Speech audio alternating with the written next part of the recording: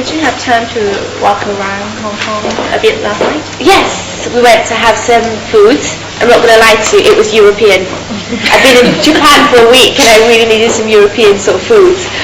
And I was quite amazed because some people sort of recognised me and I really didn't expect it. So I had my hair up like this, my jeans on, wasn't expecting to get any attention, and I think it was like every second person was sort of wanting a photo. I really didn't expect it at all. Yeah, I didn't know I had any friends here. I didn't know anybody knew who I was. It was quite amazing. I got a question. You know, Asia has a lot of famous celebrities like Shirley Church and Catherine Zeta-Jones. And what do you think? You are the first female singer who got the top 40 chart campaign. Oh, really? Yeah. What, here? I mean, the BBC top 40 chart, you're the champion. You're the first female Welsh singer. Yes. What do you think about it? Well, I don't think I'm the first female Welsh singer to get the top 40, but I am the first female Welsh singer to get a number 1 in 25 years. I know that much.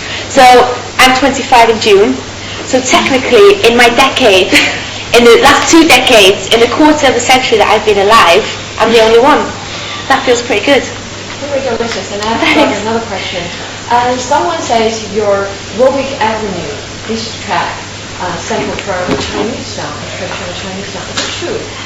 No, it's not true, but I heard that as well. I was in Japan in October, and I met some people that were from Hong Kong, and they said to me that it was so similar to a Chinese song. Yeah. And I need to hear it. I still haven't heard it. I think it's not so similar. Really? Oh my gosh, I'm getting goosebumps. That's maybe why I had this big connection with Hong Kong since I was a kid. Maybe I just knew I was going to write a Chinese melody. I have no idea. Delicious. And I have another question. Someone says your Warwick Avenue, this track, sampled from a Chinese song, a traditional Chinese song. Is it true? No, it's not true, but I heard that as well. I was in Japan in October, and I met some people that were from Hong Kong, and they said to me that it was so similar to a Chinese song. Yeah. And I need to hear it. I still haven't heard it. I think it's not so similar. Really? Oh my gosh, I'm getting goosebumps. That's maybe why I had this big connection with Hong Kong since I was a kid. Maybe I just knew I was going to write a Chinese melody. I have no idea. Are you going to cover any other musician's songs? Sometimes I do. When I went to Manchester, I did a cover of Oasis's Wonderwall. I couldn't quite resist. Maybe I'll do a Chinese song. I don't know. But I'm very cautious about it because when something already exists, why bother trying to replace it? So I try to do songs. If I do songs that are covers that are quite unknown, maybe it's because I'm a wimp and I haven't got the balls to do my own version. So yeah, there'll be a few things that you might recognise, but probably won't be sort of common knowledge. I don't know. Depends if you're a music fan and you're obsessed like I am in discovering things that are really obscure. Hello, can I ask you, what inspires you? Wow, big question, straight in. Wondering, I think. I think that's what inspires us in life, you know, the desire to know more. I think when I was a kid I was really inquisitive, and I think the reason I make music is because no one listened to me when I asked all these questions, so I just went and made music, you know, because if I had all these things I was wondering about in life and I wanted to externalise myself, I think that was just the avenue I took to do it. And what about the next record? Are you going to go in the same direction as the last album, or are you going to go in a different direction? Well, I can't deny who I am, so of course there'll always be this desperately old school thing going on. I don't know what it is, but I am just so old-fashioned. You know, last night when I got back to my hotel room, there was a bar like that, and I ordered a cup of fucking tea. You know, and I'm like, this is wrong. I'm 24. I should be, you know. Yeah, I had this huge room. I've got a penthouse. You know, so I don't think I'll be able to deny that I am that way, but I do want to challenge myself because I'm at this place now where I'm at a crossroads. I could disappear into obscurity, or I could take this by the balls and push myself the extra mile and continue to want to make better music. So we'll see. Do you like the Dusty Springfield comparison? So I do now, but in the beginning I didn't understand it, you know. But since then, I've actually been fortunate enough to be connected with some of her old friends, people who have come out of the woodwork and said, there's something about you. We really see that. We knew her, So that's quite mad. And I own something of hers now. I got given a Chinese tea set, actually, because she really liked China. And sorry. No, don't worry. So yeah, so I feel like I'm almost like subliminally connected to her personal life now, which is quite ironic, but I do feel as though I'm able to understand it a little bit more. So when you sing, you seem kind of calm. So could you describe your personality to us? Well, calm. I am calm now, but I think the hardest thing ever is trying to control your mind. Your mind is an organ, it's like your heart. It will never stop working. It's always thinking and complicating things for yourself. So I'm trying to get hold of that. I'm trying to quiet my mind and just focus on what it is I'm doing, which is music. Sometimes you can get misguided and feel as though like you're the first person to land on the moon. This is not anything. There's thousands of people who make music. So I'm trying to keep it in perspective and just not get ahead of myself, really. Hi. You said before that you have trouble handling fame and you get nervous sometimes at the pressure of fame.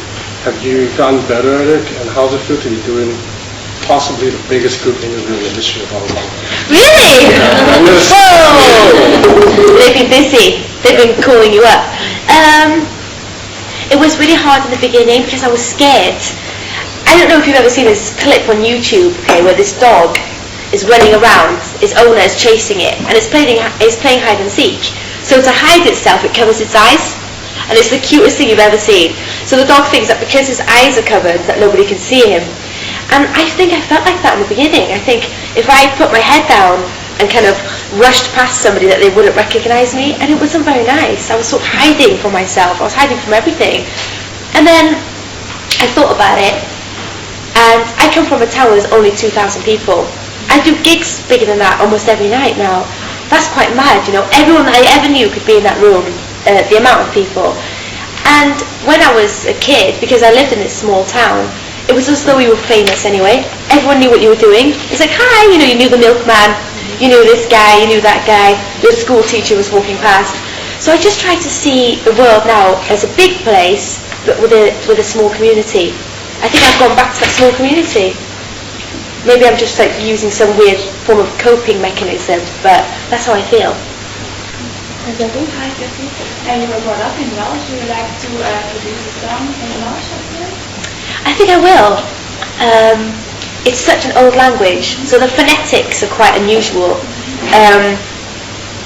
Almost similar to maybe Spanish or Dutch or something. It's apparently the oldest language. So I think I will, but I'll have to do it later on in life the right way, with the right song in the right moment. But it's so beautiful. So we'll see. Hi, Duffy. Actually, I'm kind of curious. Do you have any one message that you would like to put in your songs again and again and again? Hope. I think we listen to music if you had a really bad day or you're worried, and you listen to music and suddenly it all disappears. And I was talking to someone quite recently, a real music person, somebody who's been involved in music for probably about 50 years. And they said something quite profound, which is that music is not violent. There's nothing about music that's bad. Even though you might talk about gun crime, knife crime, anything you want, but the essence of it will never hurt you.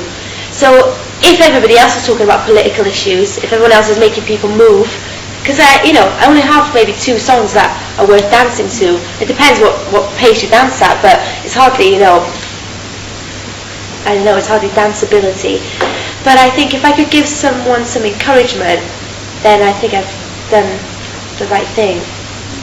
So you just listen to the voice in your heart.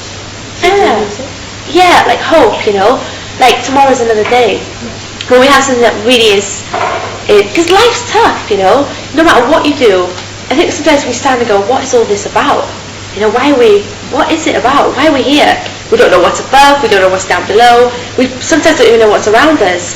So when you can put on something like, Sam Cooke, A Change Is Gonna Come, or when you listen to Bob Marley, whoever you want to listen to, it just has the ability to make you believe again. It's quite profound. That's what I believe anyway. Music does that to me.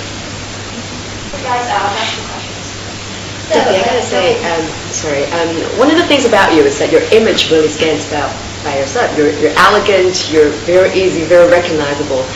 Are you gonna do what a lot of stars are doing, like launch your own product line, go to the fashion world, all that? I don't really understand fashion, to be honest. It is a different world.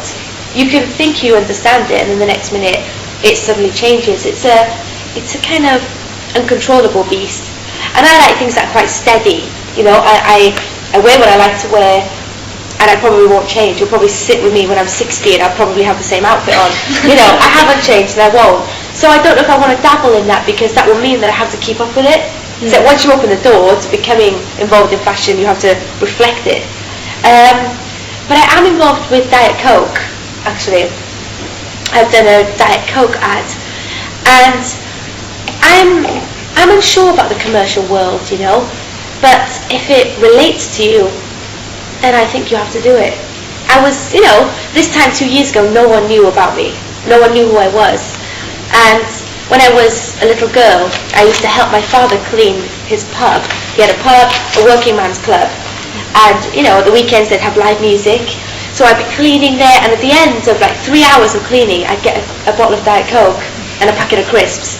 So I'm sitting there like 7 or 8 months ago, and I get a phone call saying that they're interested in me fronting their campaign because they believe in me as a young woman.